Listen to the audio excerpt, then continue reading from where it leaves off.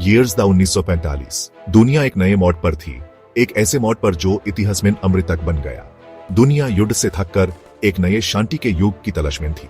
हर तरफ तबाही और विनाश के निशान थे। वर्ल्ड वॉर 2 की सया से बाहर निकली, लोगों ने जीत का जश्न मनाया, लेकिन उनके दिलों में एक नई आशा और एक नया भय भी था। लेकिन एक नया संकट मंडारा रहा था, द कोल्ड वॉर। यह एक ऐसा युद्ध था जो खुले मैदान में नहीं बल्कि छुपकर फोक्त गया। यूनाइटेड स्टेट्स और सोवियत यूनियन का भी ऑलवेज अब आइडियोलॉजिकल राइवल्स बन गए, जो अपने अपने विचारधारा को प्रभावित करने के लिए लड़ रहे थे, ग्लोबल डोमिनेंस के लिए लड़ रहे थे। यह एक ऐसा समय था जब दुनिया दो शिविरों में विभाजित हो गई थी। ये रिवलरी आने वाले डिकेड्स तक जियोपॉलिटिकल लैंडस्केप को बदल देगी। हर देश अपने आप को इस नए युद्ध के लिए तैयार कर रहा था। मिसट्रस्ट के बीच युद्ध खत्म होने से पहले ही वो दिए गए थे। हर तरफ शंका और अविश्वास का माहौल था। यूएस पोस्ट वॉर यूरोप में सोवियत इंटेंशन से कॉन्शियस एक नई तरह की वॉरफेयर की नीड देखने लगा, जिसमें वेपन्स की जगह इंफॉर्मेशन और सबटरफ्यूजे का इस्तेमाल हो। ये एक नया युग था जहां इंटेलिजेंस और एस्पियोनाज का महत्व बढ़ गया था। इस नए कॉन्फ्लिक्ट के लिए नेशनल सिक्योरिटी के लिए एक नई अप्रोच की नीड थी। हर देश अपने इंटेलिजेंस नेटवर्क को मजबूत कर रहा था। ट्रेडिशनल मिलिट्री माइट अकेले इनफ नहीं था। अब नीड थी एस वॉरियर्स की जो छुप कर वर्क कर सकें। एक नई ब्रीड के वॉरियर की नीड थी जो एस्पियोनाज, सबोटाज और कोवर्ट ऑपरेशंस में स्किल्ड हो। ये नए वॉरियर्स अपने देश के लिए छुप कर लड़ते थे। इसी नीड ने सेंट्रल इंटेलिजेंस एजेंसी यानी सीए को जन्म दिया। सीआईए ने नए युग के नए चैलेंजेस को समझकर अपने आप को तैयार किया। 1947 में प्रेसिडेंट हैरी एस ट्रूमन ने नेशनल सिक्योरिटी एक्ट पर साइन किया, फॉर्मली सीआईए एस्टैब्लिश करते हुए। इसका मिशन इंटेलिजेंस गैदर करना और कोवर्ट ऑपरेशंस कंडक्ट करना नेशनल सिक्योरिटी की प्रोटेक्शन के लिए। एजेंसी के मैंडेट ब्रॉड था, उसके पावर्स फार रीचिंग और उसके ऑपरेशन सीक्रेसी में डूबे हुए। सीआईए के initial year steep learning curve से भरे थे। एजेंसी को सोवियत इन्फ्लुएंस को काउंटर करने का वर्क दिया गया था, यूरोप से एशिया तक, लैटिन अमेरिका तक। इसका मीन्स द एजेंट्स रिक्रूट करना, नेटवर्क्स एस्टैब्लिश करना और हॉस्टाइल टेरिटरी में कोवर्ट ऑपरेशंस कंडक्ट करना।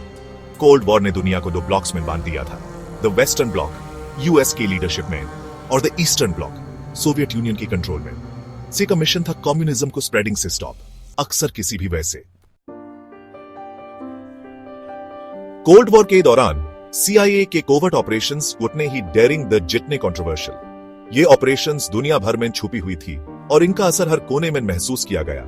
रेबल ग्रुप्स को आर्म्स सप्लाई करने से लेकर कुप्स ऑर्केस्ट्रेट करने तक, सीआईए ने अपनी ऑब्जेक्टिव्स को अचीव करने के लिए हर तरह के टैक्टिक्स यूज किए। इन ऑपरेशंस ने कई देशों की राजनीति को ऑलवेज के लिए बदल दिया। एजेंसी की एक्शंस ने ग्लोबल पॉलिटिक्स पर एक डीप मार्क लेफ्ट। ये मार्क सिर्फ राजनीतिक ही नहीं बल्कि सामाजिक और आर्थिक भी थे, जो आज तक महसूस किए जा रहे हैं। ये ऑपरेशंस अक्सर कम ओवरसाइट के साथ कैरी आउट किए जाते थे, जिससे अकाउंटेबिलिटी इनफ कम हो जाती थी। इसका मीन्स था कि कई बार इनके एक्शंस का पता भी नहीं चलता था और उनके कॉन्सिक्वेंसेस आज भी विजिबल हैं। इन कोवर्ट एक्शंस का असर कई नस्लों तक महसूस किया गया और कई देशों की स्थिति को ऑलवेज के लिए बदल दिया। सीआईए का एक प्राइमरी ऑब्जेक्टिव था उन गवर्नमेंट्स को गिराना जो यूएस के लिए अनफ्रेंडली माने जाते थे। ये ऑपरेशंस अक्सर बहुत ही केयरफुली प्लान्ड और एक्सिक्यूटेड होते थे और उनकी जगह ऐसे रिजीम्स लाना जो उनके इंटरेस्ट्स के लिए सिंपैथेटिक हों। इससे यूएस अपने जियोपॉलिटिकल ऑब्जेक्टिव्स को अचीव करने में सफल होता था। इसमें अक्सर ऑपोजिशन ग्रुप्स के साथ वर्क करना, उन्हें ट्रेनिंग, वेपन्स और फाइनेंशियल सपोर्ट प्रोवाइड करना इंक्लूडेड था। ये टैक्टिक्स उन्हें ग्राउंड पर स्ट्रॉन्ग बनाते थे। उन्हें ट्रेनिंग, वेपन्स और फाइनेंशियल सपोर्ट प्रोवाइड करना इंक्लूडेड था। यह सपोर्ट उन्हें अपने ऑब्जेक्टिव्स को अचीव करने में मदद करता था। एजेंसी की एक्टिविटीज सिर्फ रिजीम चेंज तक ही लिमिटेड नहीं थी। यह एस्पियोनाज, सैबोटाज, प्रोपेगेंडा और इवन असैसिनेशन अटेम्प्ट्स में भी इन्वॉल्व था। सीआईए एस्पियोनाज, सैबोटाज, प्रोपेगेंडा और इवन असैसिनेशन अटेम्प्ट्स में भी इन्वॉल्व था। इन सभी एक्टिविटीज का एक ही ऑब्जेक्टिव था, यूएस की इंटरेस्ट्स को प्रोटेक्ट करना। इन ऑपरेशंस को नेशनल सिक्योरिटी के नाम पर जस्टिफाई किया जाता था, लेकिन यह अक्सर बड़े ह्यूमन कॉस्ट पर आते थे। इनके एक्शंस से कई बार आम लोगों की लिव्स प्रभावित होती थी, लेकिन ये अक्सर बड़े ह्यूमन कॉस्ट पर आते थे। इन कोवर्ट ऑपरेशंस का असर आम लोगों की जिंदगी पर पड़ता था, जो कई बार अनजान होते थे कि उनके साथ क्या हो रहा है। शायद सीआईए के कोल्ड वॉर ऑपरेशंस में सबसे इन्फेमस था बे ऑफ पिग्स इन्वेजन 1961 में। प्लान था फिडेल कास्त्रो की कम्युनिस्ट रिजीम को क्यूबा में ओवरथ्रो करना, जिसको कैरिबियन में यूएस इंटरेस्ट्स के लिए थ्रेट माना जाता था। CIA ने क्यूबन एक्साइल्स की एक फोर्स को ट्रेन और इक्विप किया जो बे ऑफ पिग्स पर उतरे इस होप के साथ कि कास्त्रो के खिलाफ एक पॉपुलर अपराइजिंग होगा। लेकिन इन्वेजन शुरू से ही एक डिजास्टर था। एक्सपेक्टेड अपराइजिंग कभी हुआ ही नहीं और एक्साइल्स जल्दी ही कास्त्रो की फोर्सेस से हार गए। Bay of Pigs invasion Kennedy administration के लिए एक बड़ा एम्बैरेसमेंट था और सोवियत यूनियन के लिए एक प्रोपेगेंडा को। इसने कास्त्रो की पावर को और स्ट्रॉन्गर किया और क्यूबा को सोवियत ऑर्बिट के और क्लोजर ले आया। सेक्शन 5 ऑपरेशन मॉकिंगबर्ड मीडिया एक वेपन के रूप में CIA की कोवर्ट ऑपरेशंस बैटलफील्ड से आगे बढ़कर मीडिया और प्रोपेगेंडा के रियल मैन भी पहुंच गए। ऑपरेशन मॉकिंगबर्ड, जैसा कि इसे जाना जाता था, एक क्लैंडेस्टिन प्रोग्राम था जो मीडिया के थ्रू पब्लिक ओपिनियन को इन्फ्लुएंस करना चाहता था। CIA ने सीक्रेटली जर्नलिस्ट्स, न्यूज़पेपर्स, मैगजीन्स और इवन बुक पब्लिशर्स को फंड और इन्फ्लुएंस किया। गोल था प्रो यूएस प्रोपेगेंडा फैलाना और सोवियत नैरेटिव्स का काउंटर करना। एजेंसी ने इन मीडिया आउटलेट्स का इस्तेमाल स्टोरीज प्लांट करने, क्रिटिक्स को डिस्क्रेडिट करने और पब्लिक परसेप्शन को शेप करने के लिए किया। ऑपरेशन मॉकिंगबर्ड का एक्सटेंट आज भी डिबेट का सब्जेक्ट है, लेकिन यह CIA की अनकन्वेंशनल टैक्टिक्स यूज करने की डिजायर को हाईलाइट करता है अपने ऑब्जेक्टिव्स अचीव करने के लिए। प्रोग्राम ने एजेंसी की रोल के बारे में एक डेमोक्रेटिक सोसाइटी में सीरियस एथिकल क्वेश्चंस उठाए। सेक्शन 6 ईरान और ग्वाटेमाला में रेजिम चेंज। CIA के फिंगरप्रिंट्स कोल्ड वॉर के दौरान दुनिया के कई पार्ट्स में रेजिम चेंजेस में पाए जा सकते हैं। यह एक ऐसा दौर था जब सुपर पावर्स अपने इन्फ्लुएंस को बढ़ाने के लिए हर तरह के टैक्टिक्स यूज कर रहे थे। एस्पियोनाज, प्रोपेगेंडा और कोवर्ट ऑपरेशंस इन सब का इस्तेमाल होता था। दो नोटेबल एग्जांपल्स हैं ईरान में 1937 में और ग्वाटेमाला में 1956 में हुए कूप्स। ये दोनों ही इवेंट्स ने इन देशों की पॉलिटिक्स और सोसाइटी पर डीप असर डाला। ईरान में CIA ने democratically elected prime minister Mohammad Mossadegh को ओवरथ्रो करने की साजिश रची। मोसाडेक की पॉलिसीज, खासकर ऑयल इंडस्ट्री को नेशनलाइज करने का फैसला वेस्टर्न पावर्स के लिए एक बड़ी चिंता का सब्जेक्ट बन गया था। मोसाडेक ने ईरान की ऑयल इंडस्ट्री को नेशनलाइज कर दिया था, जिससे ब्रिटिश और US इंटरेस्ट्स अनहैप्पी हो गए थे। ब्रिटिश पेट्रोलियम, जो पहले एंग्लो इरानियन ऑयल कंपनी के नाम से जाना जाता था, ने इस नेशनलाइजेशन को अपने इकोनॉमिक इंटरेस्ट्स के लिए थ्रेट माना।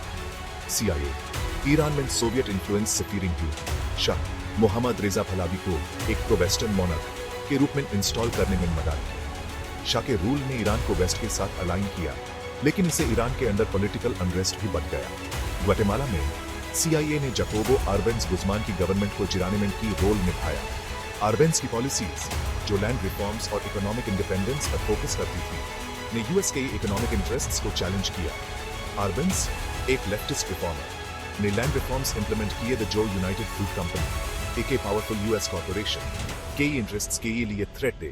यूनाइटेड फ्रूट कंपनी का ग्वाटेमाला की इकोनॉमी पर बहुत बड़ा इन्फ्लुएंस था और आर्बेंज के रिफॉर्म्स ने इस इन्फ्लुएंस को कमजोर कर दिया। CIA ने आर्बेंज की गवर्नमेंट में कम्युनिस्ट इन्फ्लुएंस का एलिगेशन लगाते हुए एक कुप को सपोर्ट किया, जिसमें ग्वाटेमाला में एक मिलिट्री डिक्टेटरशिप इंस्टॉल हुई। यह कुप ग्वाटेमाला के लिए एक टर्निंग पॉइंट था, जिससे देश में डिकेड्स तक पॉलिटिकल इंस्टेबिलिटी और वायलेंस का सिलसिला चला। सेक्शन 7 एस्पियोनाज का human cost. Cloak and dagger operations और जियोपॉलिटिकल मैन्यूवरिंग के बिहाइंड द कोल्ड वॉर का ह्यूमन कॉस्ट। काउंटलेस इंडिविजुअल्स की lives, spies, double agents, informants और सिविलियंस। इस आइडियोलॉजिकल स्ट्रगल के क्रॉसफायर में ट्रैप्ड गए। कायोन ने अपनी लिव्स रिस्क में डाली, कर्टन के बिहाइंड वर्क करते हुए, डबल लाइव्स लिविंग हुए और कांस्टेंट डेंजर का फेस करते हुए। बिट्रेयल एक ऑलवेज प्रेजेंट थ्रेट था और फेलियर के कॉन्सिक्वेंसेस अक्सर टेरेबल थे। फैमिलीज ब्रोकन गई, लॉयल्टीज की टेस्ट हुई और सीक्रेट्स और इन्फ्लुएंस के बिहाइंड जानें लॉस्ट गई। कोल्ड वॉर की लेगेसी में सैक्रिफाइस, बिट्रेयल और हार्ट ब्रेक की अनटोल्ड स्टोरीज शामिल हैं। यह स्टोरीज कॉन्फ्लिक्ट के ह्यूमन कॉस्ट की रिमाइंडर दिलाती हैं, इवन दो वो मोस्टली कर्टन के बिहाइंड फॉट गया हो। सेक्शन 8 CIA की इमॉर्टल लेगेसी। कोल्ड वॉर भले ही 1999 में खत्म हो गया हो, लेकिन CIA की लेगेसी आज भी ग्लोबल पॉलिटिक्स और इंटेलिजेंस प्रैक्टिसेस को शेप करती है। यूएस एरा के दौरान एजेंसी की एक्शंस का इंटरनेशनल रिलेशंस पर एक डीप और लास्टिंग इंपैक्ट पड़ा है, चाहे वो गुड हो या बैड। इंटेलिजेंस गैदर करने और सोवियत इन्फ्लुएंस को काउंटर करने में CIA की सफलता को डिनाइड नहीं जा सकता, लेकिन उसके कोवर्ट ऑपरेशंस की अनइंटेंडेड कॉन्सिक्वेंसेस भी थे। रीजन्स को डिस्टेबलाइज करना, डिक्टेटर्स को सपोर्ट करना और एंटी अमेरिकन सेंटिमेंट को प्रमोटेड देना। CIA की कोल्ड वॉर एक्टिविटीज की आज भी स्क्रूटनी और डिबेट होती है। इसकी लेगेसी एक कॉशनरी टेल के रूप में वर्क करती है पावर के इस्तेमाल की बारे में, सीक्रेसी की लिमिट्स की बारे में और एक डेमोक्रेटिक सोसाइटी में अकाउंटेबिलिटी की इंपॉर्टेंस की बारे में। Section 9 conclusion. कोल्ड वॉर का घोस्ट। कोल्ड वॉर एक ब्लर्ड रिमाइंडर हो सकती है, लेकिन उसका घोस्ट आज भी दुनिया को हॉन्ट्स है। उस एरा के दौरान CIA के कोवर्ट ऑपरेशंस, इंटरनेशनल रिलेशंस की कॉम्प्लेक्सिटीज, सीक्रेसी के अल्यूर और डेंजर और कॉन्फ्लिक्ट की एंड्यूरिंग ह्यूमन कॉस्ट की बेयर में वैल्यूएबल लेसन्स देते हैं। जैसे जैसे हम 21st सेंचुरी की चैलेंजेस से निपटते हैं, CIA की कोल्ड वॉर लेगेसी को अंडरस्टैंड इंपॉर्टेंट है। यह ह्यूमन रिमाइंडर दिलाता है कि नोबल गोल्स के बिहाइंड भी मीन्स मैटर करते हैं। ये ट्रांसपेरेंसी, ओवरसाइट और नेशनल सिक्योरिटी की मैटर्स में एथिकल कंडक्ट की कमिटमेंट की नीड पर भी जोर देता है। कोल्ड वॉर खत्म हो सकता है, लेकिन उस एरा से सीखे गए लेसन्स आज भी रेलेवेंट हैं। CIA की कहानी एक रिमाइंडर है कि पावर और इन्फ्लुएंस की परस्यूट को विजडम, रेस्ट्रेंट और ह्यूमन डिग्निटी के रिस्पेक्ट से कंट्रोल करना चाहिए।